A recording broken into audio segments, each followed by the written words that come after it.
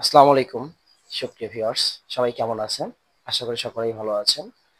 আজকে আপনাদের সামনে গ্রামারের একটা টপিক নিয়ে আলোচনা করব, সেটা হলো চেঞ্জিং সেন্টেন্স। আসুন আমরা চেঞ্জিং সেন্টেন্স সম্পর্কে একটু জেনে আসি। তার আগে যারা যারা এখনো সাবস্ক্রাইব করেন নাই, যারা যারা এখনো লাইক কমেন্ট করেন নাই, অবশ্যই সাবস্ক্রাইব এবং লাইক কমেন্ট করবেন। ধন্যবাদ। চলুন, এখানে চেঞ্জিং সেন্টেন্সের একটা বিষয় আছে। সেই বিষয়টা কি জানেন? সেটা হলো আমরা সেন্টেন্স কাকে চিনতে হবে। চেঞ্জিং সেন্টেন্সের ক্ষেত্রে কাকে চিনতে হবে? সেন্টেন্স চিনতে হবে। আর কেউ যদি আমরা সেন্টেন্সটা নাই চিনি, তাহলে কি আমরা শিখতে পারবো? অবশ্যই না। তাহলে আমাদেরকে কি করতে হবে? চেঞ্জিং সেন্টেন্সের সেন্টেন্স গুলা কয় প্রকার? মোটামুটি আমরা সেন্টেন্স সম্পর্কে জানি যে সেন্টেন্স প্রধানত 5 প্রকার। কি কি আছে? Assertive, interrogative, imperative and optative, exclamatory. এই 5 প্রকার। অ্যাসার্টিভ সেন্টেন্সটা কি? এই সেন্টেন্সের চেনার গঠনটা হলো প্রথমে সাবজেক্ট, তারপরে ভার্ব থাকবে। এটা হলো অ্যাসার্টিভ সেন্টেন্স চেনার গঠন। কথা বোঝা গেছে? এরপরে কি থাকবে? Interrogative sentence. ইন্টারোগেটিভ সেন্টেন্স চিনবো কিভাবে? একদম সহজ টেকনিক আমি বলে দিচ্ছি।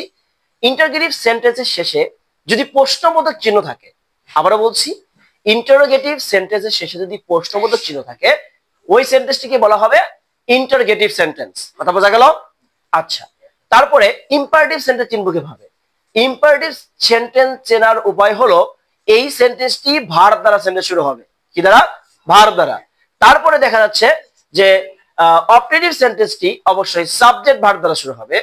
সাবজেক্ট ভার্ব, কিন্তু শুরুতেই মে বা উইশ ব্যবহার করা হবে। কি ব্যবহার করা হবে? মে বা উইশ। এগুলো দ্বারা আমরা অপটেটিভ সেন্টেন্স আমরা চিনতে পারবো। কথা বোঝা গেল? অথবা ইফ দ্বারা সেন্টেন্স শুরু হতে পারে। এবার এক্সক্লেমেটরি সেন্টেন্স।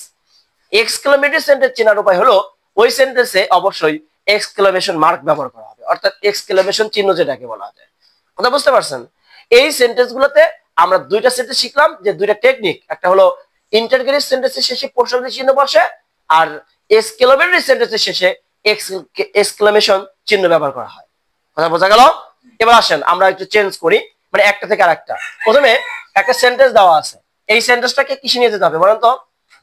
অ্যাসার্টিভ সেন্টেন্সে নিয়ে যেতে হবে। তাহলে অ্যাসার্টিভ সেন্টেন্সে নিয়ে যেতে হলে আমাদের কি করতে হবে? শুরুতেই এখানে আগে সাহায্যকারী ভার্ব দেওয়া আছে, তারপরে কি দেওয়া আছে? সাবজেক্ট দেওয়া আছে।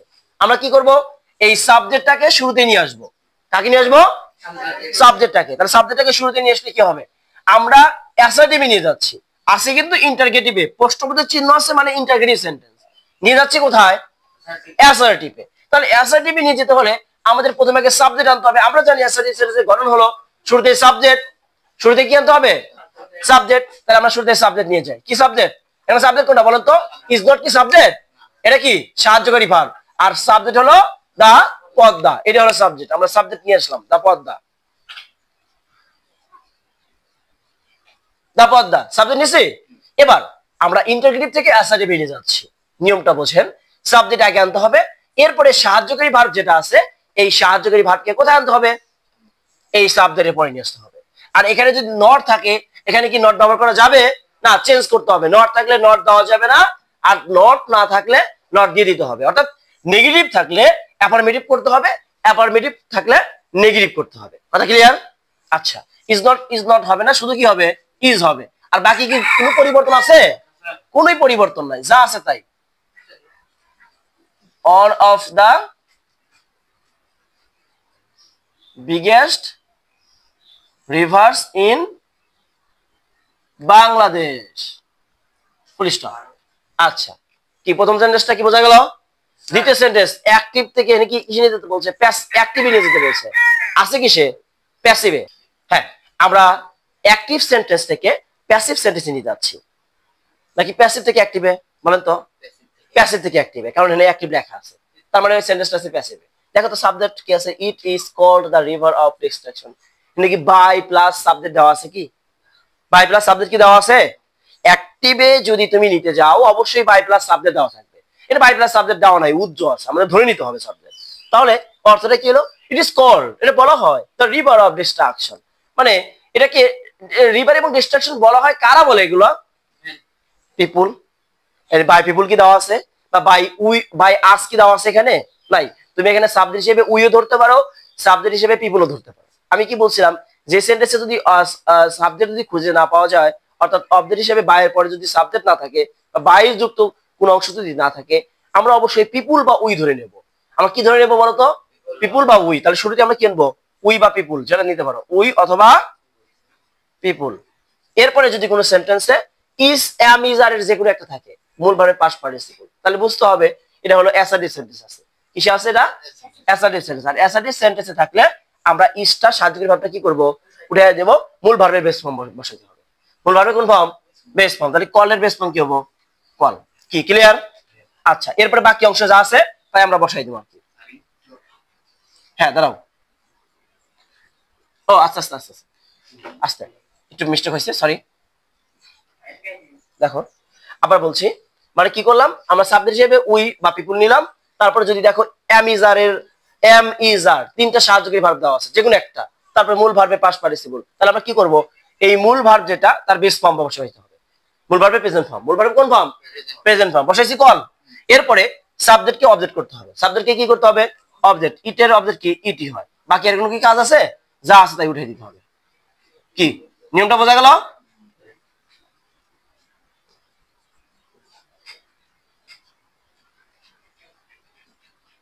দেখেন এরপরে কি বলছে, the river is very turbulent, negative করতে বলছে। কি করতে বলছে? নেগেটিভ। আচ্ছা খেয়াল করো, নেগেটিভ করতে হলে শুরুতে কি নিতে হবে? সাবজেক্ট পরিবর্তন করা যাবে না, যা আছে তাই। নেগেটিভ তো অ্যাসার্টিভের মধ্যেই অংশ। অ্যাসার্টিভ দুই প্রকার, একটা অ্যাফার্মেটিভ, নেগেটিভ। আছে এটা কিসে? অ্যাফার্মেটিভে। কিসে নিতে বলছে? নেগেটিভে নিতে বলছে। তাহলে প্রথমে কি নিব আমরা? সাবজেক্ট দা রিভার, তারপরে কি নিব? ইজ। এর সাথে একটা কি দিতে হবে? নট। কেন নট নিব বলো তো? এনটি ইজেন্ট। কারণ হলো নেগেটিভ করতে হলে সাহায্যকারী ভার্বের সাথে একটা নট ব্যবহার করতে হবে। আবার বলছি, নেগেটিভ করতে হলে সাহায্যকারী ভার্বের সাথে নট ব্যবহার করতে হবে। এখন কথা হলো, যদি যদি আমাদের এখানে সাহায্যকারী ভার্ব না থাকতো তখন আমরা কিভাবে নট নিলাম? ওই যে আমরা বলছিলাম, একটা নিয়ম বলছিলাম, ভার্বের যদি বেস ফর্ম থাকে তাহলে কি হবো? ডন্ট।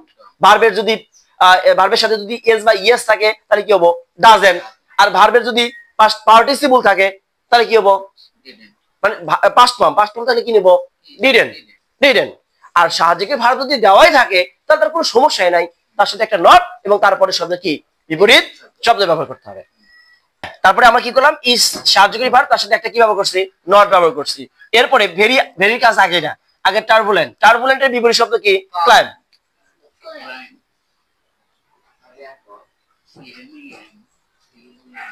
হ্যাঁ ক্লাইম। এবার ভেরি থাকলে কি ব্যবহার করতে হবে? At all.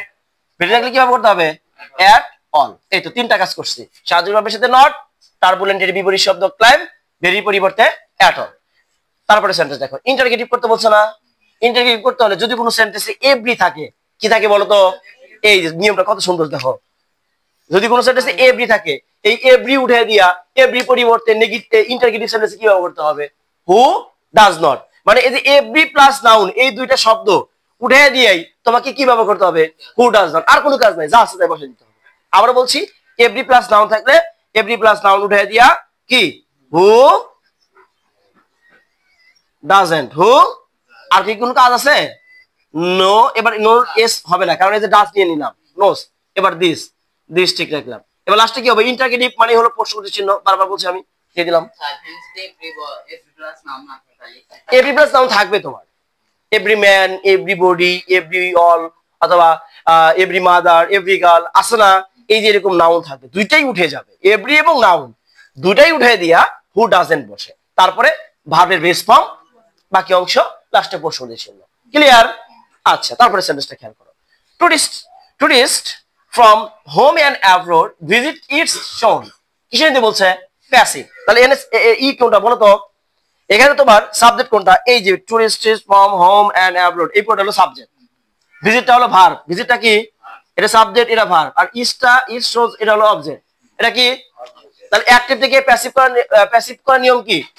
অবজেক্টকে কি করতে হবে? সাবজেক্ট। তাহলে অবজেক্ট কোনটা? ইটস শোর।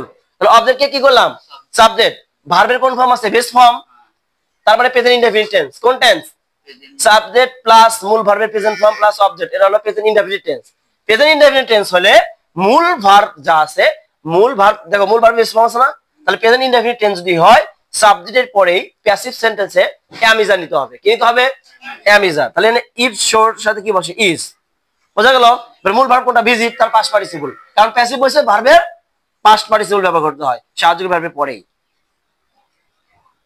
ভিজিটেড বাই, এবার সাবজেক্টকে কি করতে হবে? অবজেক্ট। কারণ কি প্যাসিভ ভয়েস করতে হলে সাবজেক্টকে অবজেক্ট করব, তার পূর্বে একটা প্রিপোজিশন কি বসে? বাই বসে। তাহলে প্রিপোজিশন একটা কি বসালাম? বাই। বাই, তারপর সাবজেক্টকে অবজেক্ট করো। হ্যাঁ হ্যাঁ, সাবজেক্টকে অবজেক্ট করতে হবে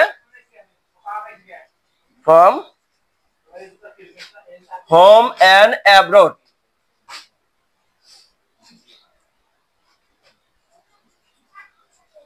ধন্যবাদ।